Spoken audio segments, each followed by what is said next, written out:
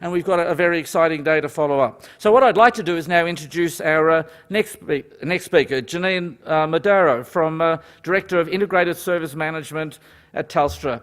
So Janine has spent a lot of time as a consultant overseas and locally with some very large organisations working on service management delivery. She joined Telstra in October 2012 to take over the service management, integrated service management. I work in the marketplace that Janine works in, and I have seen a difference since that has happened. How often can you say that you've seen something change in such a short amount of time? Janine also embraces the newer technologies to deliver service management and sees it as a key enabler to delivering business outcomes. And how often do you hear someone in IT talking about service management that talks about business outcomes? I've got a question for you before we start. Who here thinks IT talks to the business? Okay. Sorry, I've got one of my rules. All audiences can be broken up into two parts. One part is when you ask them a question, if they know the answer, they'll put their hand up. The other half is that even if they do know the answer, they'll never put their hand up. I want anyone who's in that second group to put their hand up now. Okay. Okay, now, who thinks IT talks to the business? Okay, who thinks IT talks to other people in IT about the business? Okay, you can't talk about business outcomes unless you talk to the business. So this is something different about what Janine is doing. And without further ado, I'd like to introduce Janine and give her a warm welcome. Thanks.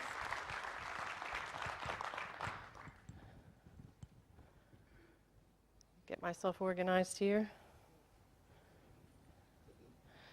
All right, clicker thing. Let me start by telling you about a great service experience that I had recently. I travel for business, I travel for pleasure. And my husband recently introduced me to a really nifty app called TripIt, where it polls my email accounts, it looks for itineraries. When it finds these itineraries, it translates all of the information in the itinerary into really interesting data that I can use, I can transact with on whatever devices. What's great about this is that I usually don't remember to check in to the, I just want to see if this clicking works. All right.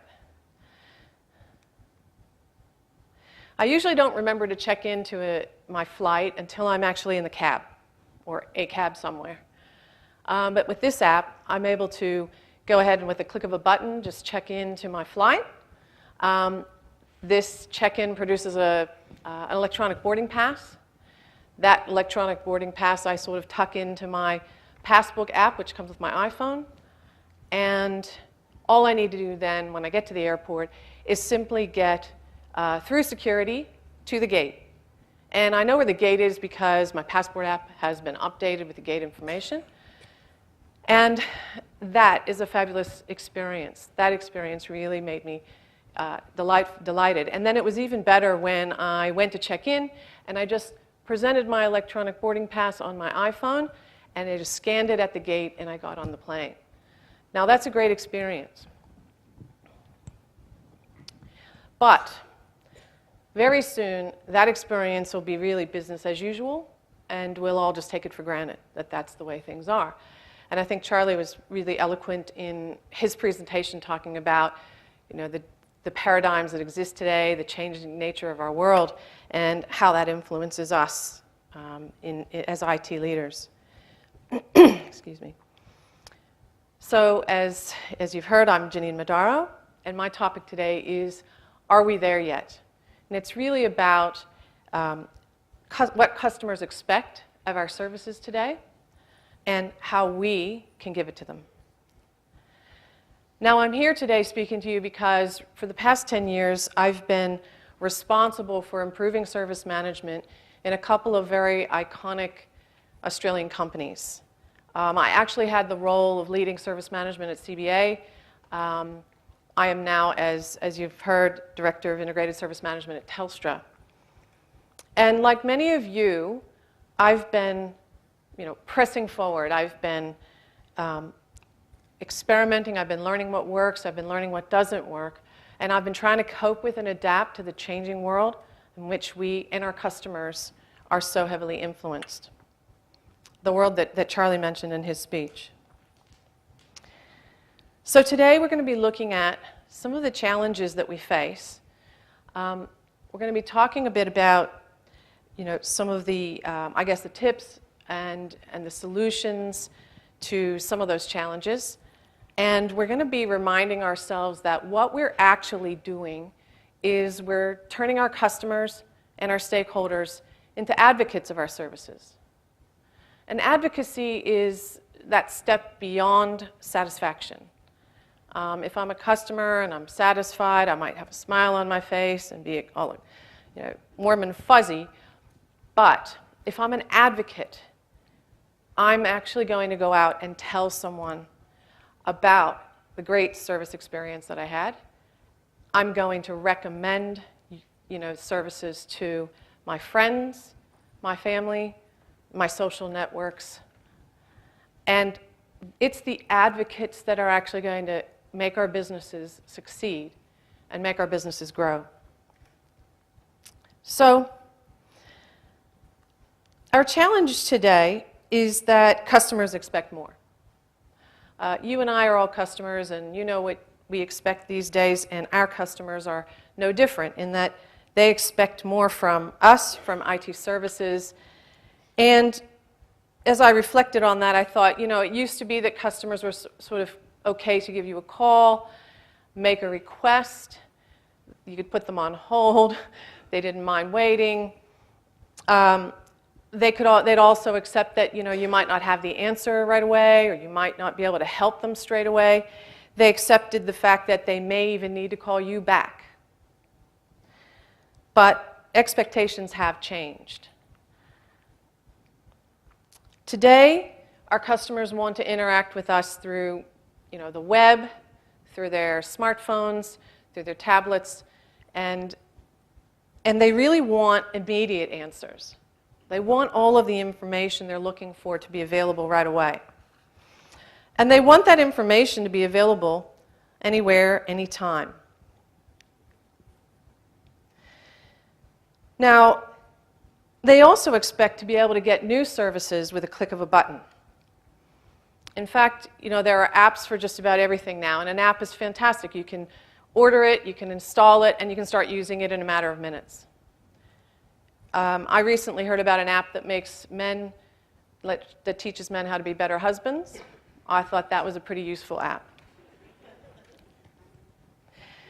And, with the introduction of cloud services, we can automatically provision and start using infrastructure, for example, with a click of a button in a matter of minutes. So, the other thing that customers expect is they expect that things are going to work the first time and every time. It's like when we turn on the light switch, we assume the lights are going to go on. And just like my TripIt experience I described to you, experience of consumer services and business services are coming together in ways that they never have before. The other thing is today is that we embrace, as customers, we embrace innovation. Really clever companies are working out how to meet our unrecognized needs. Sorry about that. Like we mentioned earlier, the iPad, we didn't really even know that we needed one. And then before you know it, you've got people lining up outside of the Apple store waiting for the latest version. And that happened in at an incredibly fast pace. And in fact, meeting our customers' expectations can be really daunting at times, especially with the speed of technology innovation, which is actually happening at 3.5 times the speed of our ability to manage it. And so, as Charlie said, we are perhaps behind the curve. So customers want more. So as service management professionals, we have the challenge of responding to those high expectations. We've got to respond to the ones we know about today and also the ones that are going to come with the next big technology innovation. So how can we meet these expectations with so many of the challenges that are facing us in our organizations and have faced us over the years? Look, I've been implementing this kind of stuff now for many years in some pretty complex environments, and I can tell you that I've faced a couple of big challenges, and you may also be facing some of these challenges, like the challenge of really putting together a compelling business case for IT service management to get the kind of investment that you need, and getting that top-level executive support, without which a lot of our change programs are not going to work. How about looking for game changers that will help us accelerate our progress to where we want to go? We've got to develop really compelling career pathways for people. We have to make sure we look after the professional development.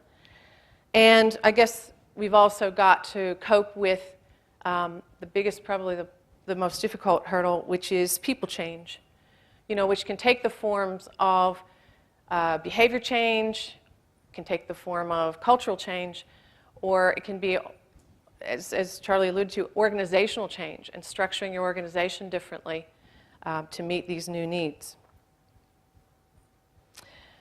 We also need to think strategically about where we're going, what we need to focus on next, and we increasingly face the need to become a service integrator. What we heard about earlier, that complex web of service provider groups that all have to come together and combine effectively in order to deliver the customer experience and the outcome that customers need. I call that role of bringing all of those things together effectively the role of a service integrator. And that service integrator role is the role that's responsible for the end-to-end service experience across that entire network and complex web of service provider groups.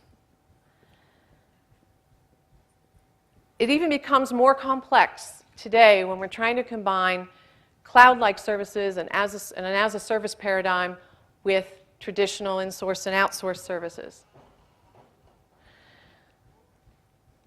I was going to give a definition of the service ecosystem, but I don't think I need to do that. So you'll hear me speak about service ecosystem, which is that combination, that web, all the interactions that occur between different service providers and the service integrator, and all the things that enable those interactions. And that's what I call the service ecosystem.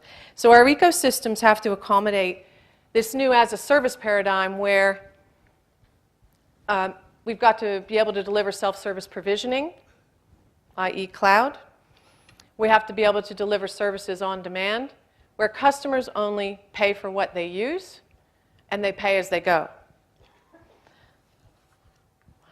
So given that we have a lot of these challenges, we also have this great opportunity at this conference to open ourselves up to some new ideas, some new perspectives, and some new techniques. And also to meet and network with some people, have some great conversations, and learn a bit about what other people are doing to basically overcome these hurdles and face these challenges. At this conference, I know we're going to have the opportunity to explore each of those challenges that I mentioned. But there is a solution. I mean, we need to deliver more, but there is a way, there is a framework which we can look at these needs and develop solutions that's strategic. And I think what we'll do today is look at this framework for building capabilities and services that we need to deliver to our customers in the way they want us to deliver to them, as in serve it up on that platform. I don't know if you recall studying in school. How many of you remember studying Maslow's hierarchy of needs? Okay, good. And if you remember Maslow's hierarchy of needs, you kind of started at the bottom. You had the basic essentials, food and water, and you worked your way up that pyramid. You worked your way up that hierarchy into the more sophisticated needs, like to love and be loved. And then you sort of worked your way up to the top, at the pinnacle at the top, self-actualization. Well, customers also have needs on many levels. And similarly, we can work our way up. We can work our way up that hierarchy of needs pyramid. But I want to make a really important point, is that you can surprise and delight your customers at each level in this pyramid. You can find a way at each level of this pyramid to differentiate yourself as a business and to deliver something really exciting to customers. So let's take a look at the levels one by one. First, reliability. It is fundamental, like food and water. The way it feels to customers is things just work.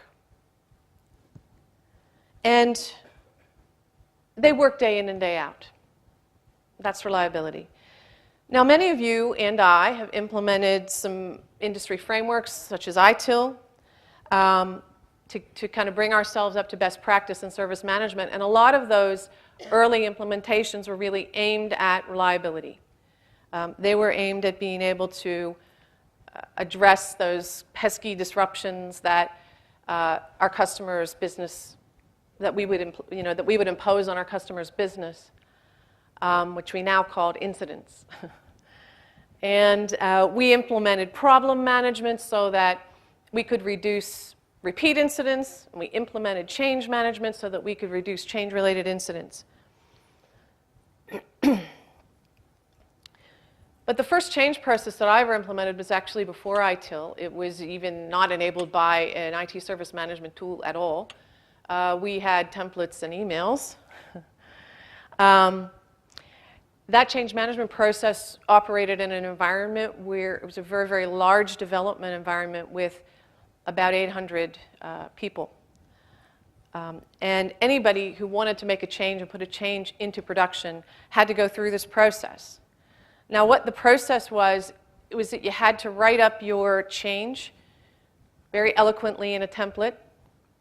You had to actually go and present your change to 2 senior executives, both of which were very conversant with the business and the IT aspects. They would give you an absolute grilling. And if you could get through that grilling, answer all of their questions to their satisfaction, then you got to put your change into some final sort of independent independent testing process. And if you passed that, then you could put your change into production. But the other feature of this process was that there were very real consequences for failure, change failure. And the consequences were pretty real and material. And not to mention the fact that you'd get an even worse grilling the next time you went up for a change because you were in a sin bin at that point. So, how many of you have been in the sin bin? Okay, well, not too many. Okay, that's great. Okay. But if you get more sophisticated with ITIL and your IT service management, then of course you implement things like availability management, where you're getting in there, analyzing the environment, looking for single points of failure or potential threats in the environment, and you're going to address those before anything bad really happens.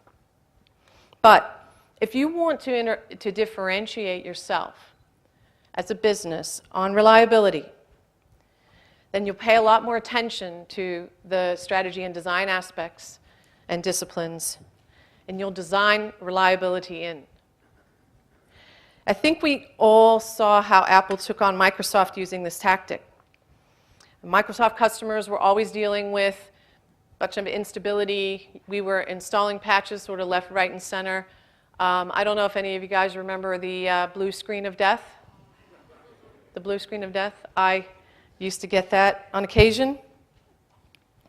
And Apple actually made a very interesting decision. They decided to actually go against the conventional thinking, use proprietary technology, but they invested hugely in design and reliability.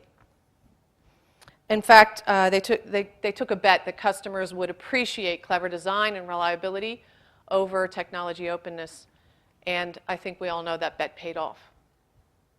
And so there's a great example of how a company differentiated itself on the basis of reliability. Next is responsiveness. Responsiveness is about providing timely answers and timely results. And it means that you're able to commit to time frames. You have a certain amount of repeatability and predictability in your service. Pretty easy to be responsive if you have the right attitude in a small sort of mom and dad operation. If you want to be responsive on a large scale, that often depends on automation. And that's automation that allows you to see how you're tracking against your customer expectations and gives you a bit of a warning if you're going to breach that. Often people think about, when they think about responsiveness, in this context, they think about service level management and our ability to stand up to service levels and not be afraid of penalties. That's part of my world today. But I also think that cloud services are a great example of responsiveness, where you can provision services in an instant or very quickly. And I think about this. I used to manage really large test environments, and we had lots of projects coming through, and all of those projects were competing for these resources. I spent a lot of time scheduling. Then, if we wanted to set up a new test environment, it would take quite some time. We'd have to order the infrastructure, the servers, and there were quite a few servers, and we'd need to then put our sort of standard server configuration on each of those servers, and then we put our application-specific configuration over top of that. And that took time, and sometimes you'd end up with slippages, lots of testers not having anything to do. Today, with cloud services, we can deploy those sorts of environments in a matter of hours. We can add capacity to those environments in a matter of minutes. And when we used to contemplate setting up a new test environment, it was a huge investment. We had to be sure that we had the demand because it was going to cost so much. So with cloud services, we can stand up those environments, we can take them down, and we just pay for what we use. So that's a great example of a technology that's operating in that space of responsiveness. But if you really want to differentiate yourself on responsiveness, then you're going to try to deliver predictive services. If you've got some really great capacity management, for example, you really understand demand, you do some clever analytics, and you can actually let customers know in advance of their needs that they're going to need additional capacity, and you can get that implemented. And if you really combine that kind of service with instant provisioning, real-time analytics, you can create an amazing experience for customers where they can immediately address capacity-related issues with additional cloud service infrastructure. And that's something we could never do before.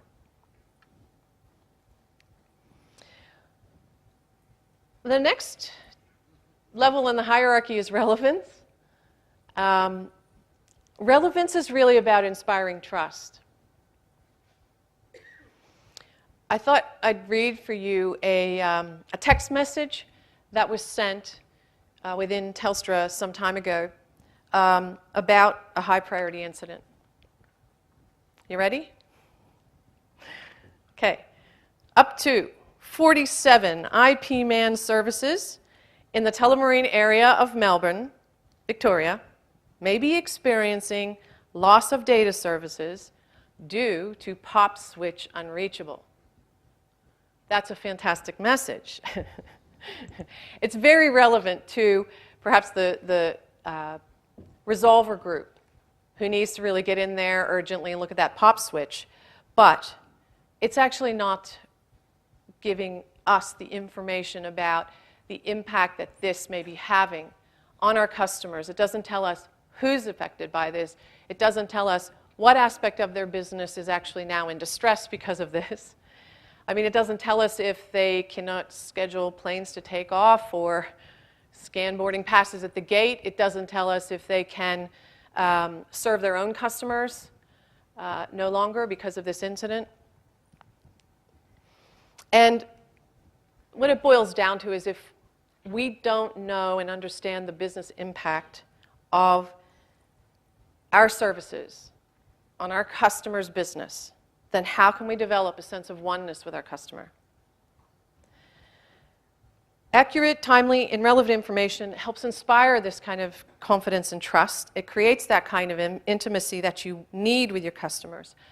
And it allows you, if you understand this, it allows you to develop empathy. Their tragedy is your tragedy. Their successes are your successes. It's fantastic. And this kind of manifests itself, relevance manifests itself in incident and change classifications that recognize the impact, the urgency, the risk to the customer's business. But if you're more sophisticated, then you probably have a configuration management database or CMDB that accurately models the relationship between business services and IT services. And that's maintained through a good discovery process and a good change management process. But if you really want to differentiate yourself on relevance, then try sharing risks and rewards with your customer. This is where basically you don't get paid unless your customer succeeds, or you don't get recognized unless your customer achieves their goals. This was actually done at CBA. Their business goal was to become #1 in customer satisfaction. And there were incentives for all of the teams and all the service provider groups in that ecosystem to help them achieve that goal. So everyone was lined up behind achievement of that business goal. But it can be as simple as just providing a reward for our team members when they receive great feedback from customers.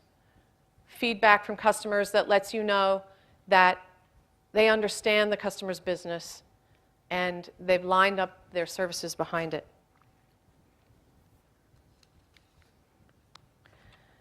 So look, if you combine the 3 R's, reliability, responsiveness, and relevance, and you add a little bit of focus on efficiency and continuous improvement, then wow, that creates a fantastic outcome. And in fact, I think for me anyway, that was the pinnacle. My first service management implementation. But today that's not enough. Customers expect more. So they also expect visibility and access everywhere. So we want to let our customers engage with us wherever they are, at home, at work, in between. We want to let them transact with us in the ways that they want to transact with us. And this often means self-service on multiple devices, at home, at work, in between. To do this effectively, though, you need to bring together complete, accurate, and relevant information. You need to become an aggregator. And you need to bring all of that information together so that you can share it with your customer. And in a really complex ecosystem, that can be quite difficult to do. If you're a single provider to your business unit and you've got a simple service management platform, you've matured some of your disciplines, your platform enables that sort of portal access, you've made some traction in the 3 R's, it's pretty easy to provide visibility and access. But in this complex ecosystem that we are increasingly having to learn how to operate in, then bringing that information together can sometimes be difficult and require some level of investment. And that's actually the role of the service integrator. Sometimes in these complex environments, firms have been a bit reluctant to invest in that underlying infrastructure and still try to provide visibility and access. And the results can sometimes be pretty underwhelming, with customers kind of getting partial data, customers only getting a small number of services. And so it turns out that trying to address those deficiencies in the customer experience can sometimes become more expensive than if you'd invested in the underlying information and infrastructure that you need. Visibility is also a great tool for your teams. If you make performance visible, then you can figure out how to refine your practices and decide on the things that are going to create the biggest impact together. As the management guru Peter Drucker once said, what gets measured gets managed. So if you can give your teams this kind of performance data, then they can actually learn how to improve. They can put forward a case for training. They can set their own goals. I think the most satisfying thing about maturing service management at CBA was we created the annual Service Management Award Dinner. And that award dinner, we were able to pull together all of the year's data, get a little feedback from managers and colleagues, and we were able to award people on best performance, most improved performance, and teams got recognized and rewarded by the very top executives that had sponsored their progress along the way. And I think we recognized at that point that we'd come a long way from our starting point, which was, people performing heroic acts to deliver services to customers, people performing thankless tasks, and people operating in a pretty chaotic environment. But if you really want to wow your customers on visibility and access, then there's no better way than to give them visibility of your service information in their systems, in the very systems they use to run their business. That relies on an e-bonding or a B2B approach, and that allows them to engage with your service data without actually having to modify the way they work. Fantastic. But there's a simple example of e-bonding in my opening, where I talked about tucking my electronic boarding pass into the Passbook app and how I got an updated gate information. So it doesn't have to be large and complex. It can be quite simple. And at the pinnacle, at the top, is innovation. Excuse me. Innovation is really delivering that wow experience. Like, I used to print my itinerary and get to the airport on time to stand in a line, check in, make my seat assignment, get my boarding pass, go through security, et cetera, et cetera. And I really didn't give it much thought. But when companies like TripIt and the Passbook and the airlines combined together to deliver that new experience, I really jumped in with both feet.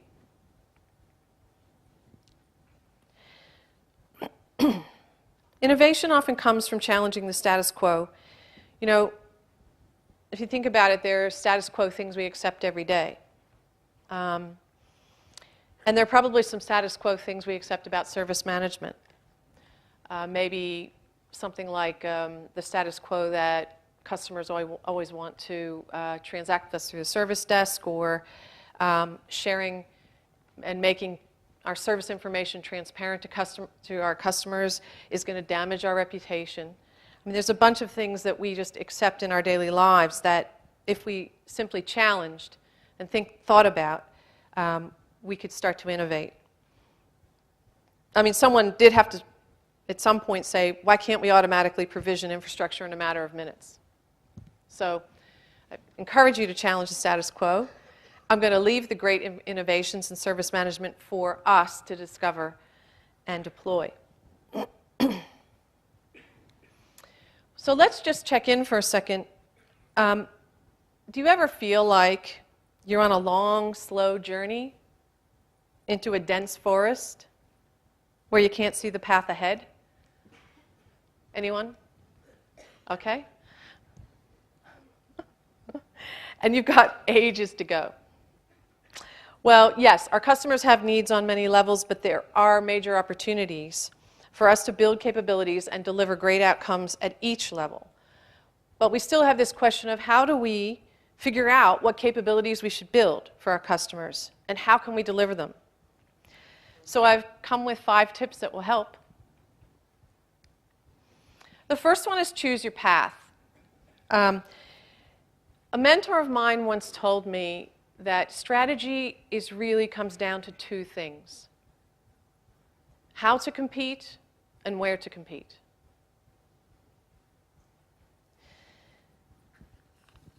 Do you know who your competitors are? And do you know what they're good at? Do you know what your competitors are offering your customers? Because they're certainly offering your customers things. How do you compare? Well, you may not be thinking about these things, but you should. You should be thinking about these things. And if you don't know the answer to those questions, then go talk to your marketing colleagues, your sales colleagues, and find out. Find out what you need to be good at. So once you know your competitive position, and you know what outcomes you need to achieve for your customers, then the next thing to do is establish your target state. That's your vision, where you want to be. And you should think about your target state in terms of people, process, and technology that you'll need. Look at where you are today. Assess where you are today. And devise the path to get there, to your target. And that's your plan. Remember, there's no one-size-fits-all IT service management implementation, which we heard before. It's your plan. You know, that's your secret sauce. That's what you're going to do. And my advice is always start with the customer. But once you know this, you know what you need to be good at, you can simplify your plan, you can focus your plan. And as you learn more along the way, don't be afraid to revise your target and your plan to get there.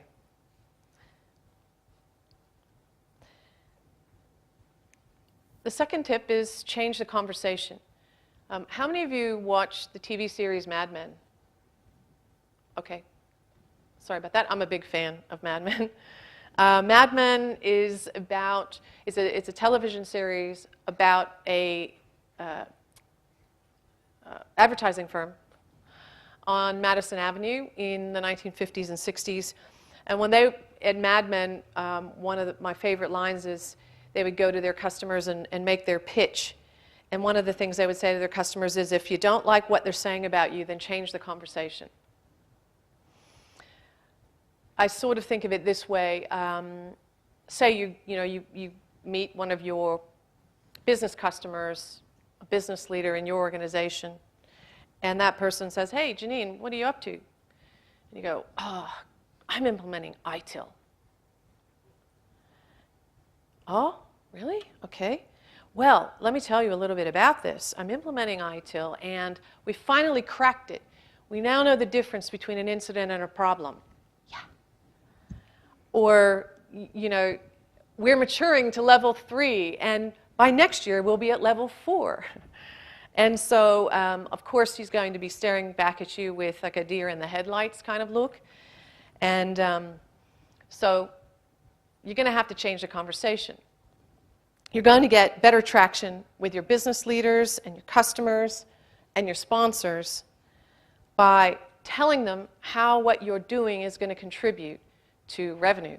How's it going to contribute to profit? How are you going to help bring costs down?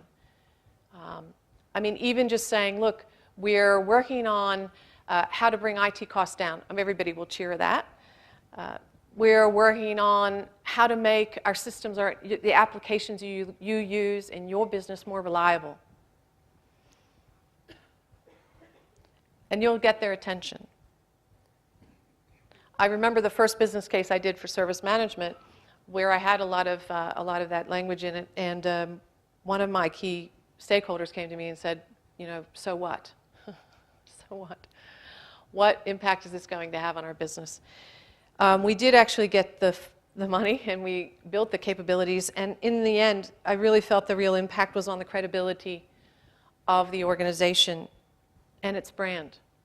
And it helped us get a seat at the table and delight our customers. Number 3, ignore the speed limit. You've got to create a sense of urgency. In 1989, Steve Jobs wrote, "You can't just ask customers what they want and then try to give it to them. By the time you get it built, they'll want something new." I like this quote from Wayne Gretzky, a famous ice hockey player, who said, "I skate to where the puck is going to be, not where it has been."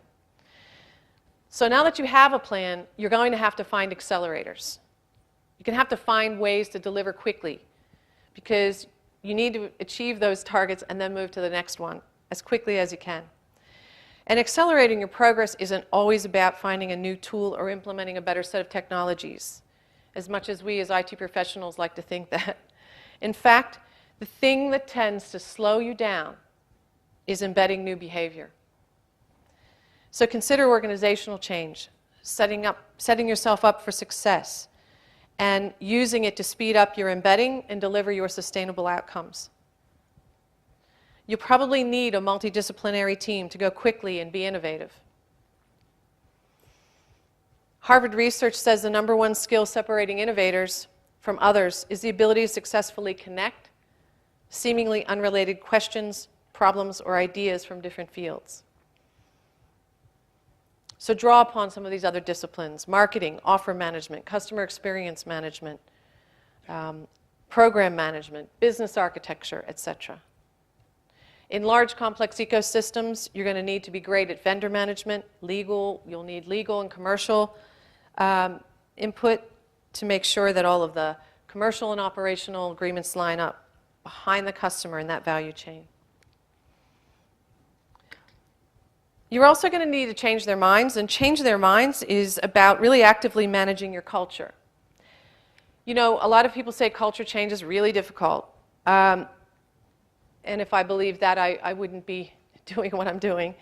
I actually find it easier to break it down and use an analogy of the laws of sowing and reaping. If you sow a thought, you reap an action. If you sow an action, you reap a practice. If you sow a practice, you reap a mindset. And if you sow a mindset, you reap a culture. So a thought, it all starts with a thought. And that thought could be your grand vision for service management, or it could be something as simple as, let's reduce incidents. But thoughts lead to actions, especially if they're reinforced by KPIs. If you repeat actions enough, you get pretty good at things, and you establish a practice. And good practice creates a mindset. I like this definition of mindset: a predetermined way of responding to or interpreting situations. What that means is that after a while, when a situation arises, you interpret it in the context of that practice. And that's what helps you make the right call and exercise good judgment. And then people with a certain mindset create a culture. My simple definition of a culture: the way we do things around here. So believe in your people, instill in them a vision, and keep repeating the message. Help your teams with their practices by celebrating the accomplishments, little and large. A recent US study found there is nothing that contributes more to productivity than accomplishing something every day. And finally, so I know we're short on time and I'm the one person standing between you and morning tea, connect the dots. And this has to do with making sure that in the ecosystem that you manage across, you manage the customer experience across a whole range of service providers. And I think you've heard a bit about that this morning. There's quite a lot to being a service integrator, and one of the pieces of advice on that is establish very clear distinction in your processes between the role of the integrator and the role of the service provider group. Because the integrator is there to manage the end-to-end process that delivers the customer experience and provides that single point of contact, that aggregated view.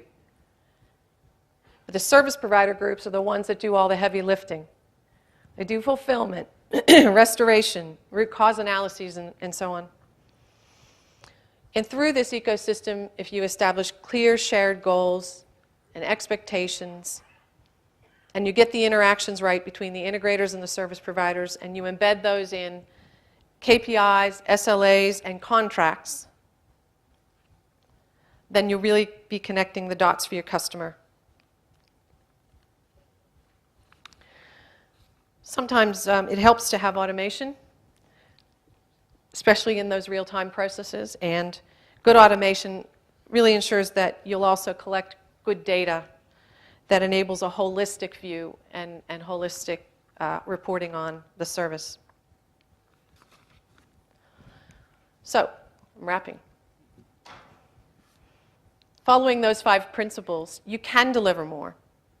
And the benefits are that your customers, your stakeholders, and your teams will thank you. And even better, they'll recommend you. Customers will buy more and become advocates of your service. I'm a TripIt advocate. I'm telling you about it. Your sponsors are going to support your ideas and your endeavors. Your business cases will get funded.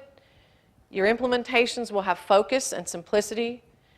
Your service providers will have clear and specific shared measurable goals, and you'll all be working toward them together. And your teams will be proud of their accomplishments and have exciting careers. Because our customers expect more, we will and can deliver more. We'll create advocates, and we'll get more customers. And remember, you can make a difference. Don't think of it as a long, slow journey with the payoff way at the end. You can delight customers all along the way. So don't lose heart. You're probably on the right track. Keep going. Have confidence. I'm doing this in a really big organization. You can definitely do it in yours. The conference is a great opportunity to learn new things, exchange ideas. Take advantage of it. Go back to your teams. Stride into the office the next day with confidence. Reinvigorate your efforts. Focus on the customer. Decide what to do next and make the most of your resources. Success breeds more success, so don't forget to celebrate. Thank you.